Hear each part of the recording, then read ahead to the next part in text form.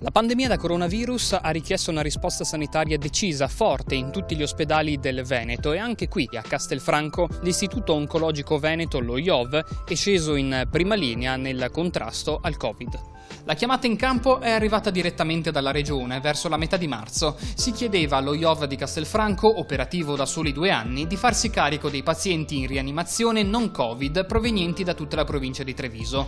Una sfida difficile ma che il personale ha accolto con impegno ed intraprendenza, riuscendo ad adattare i modesti spazi dell'Istituto Oncologico nell'arco di un solo weekend alle esigenze sanitarie imposte dalla pandemia. Per fare questo, ragionando sulla situazione logistica del nostro ospedale, abbiamo deciso di utilizzare un settore del gruppo operatorio normalmente dedicato all'attività di day surgery, un settore quindi più periferico rispetto al gruppo operatorio, anche se inserito all'interno con una entrata separata e quindi adatto a questo scopo.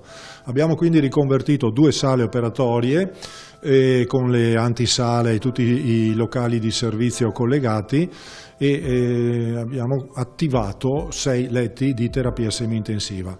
Grazie agli adeguamenti, il reparto di terapia intensiva dello IOV è passato da 6 a 10 posti letto. In una stanza a pressione negativa è stato allestito un posto letto per pazienti con sospetta infezione in corso, in alcuni casi anche conclamata, una decina gli isolamenti totali. Questa terapia intensiva ha continuato ad ospitare pazienti non Covid da tutta la Marca trevigiana, attraversando i momenti più duri della crisi. Grazie all'allestimento degli altri 6 letti nel neonato reparto di terapia semi-intensiva, lo IOV ha sopportato questo sforzo incredibile, ospitando fino a 14 pazienti in simultanea. Motore di questo impressionante impegno medico è stato il personale sanitario dello IOV, 23 tra infermieri, operatori sanitari e coordinatore, 8 medici di varia estrazione. Nonostante questo, nessun servizio oncologico è stato sospeso. Nulla è stato tralasciato. La sicurezza dei dipendenti è stata una priorità, prima con i corsi di formazione, poi con i test per verificare la conoscenza del tema Covid, infine con l'idea dei kit di vestizione, scatole e sacchetti con istruzioni e tutto l'occorrente in caso il virus si fosse diffuso nei reparti dello IOV. Una vera prova del fuoco per il personale che esce da questa prima fase dell'emergenza più unito di prima.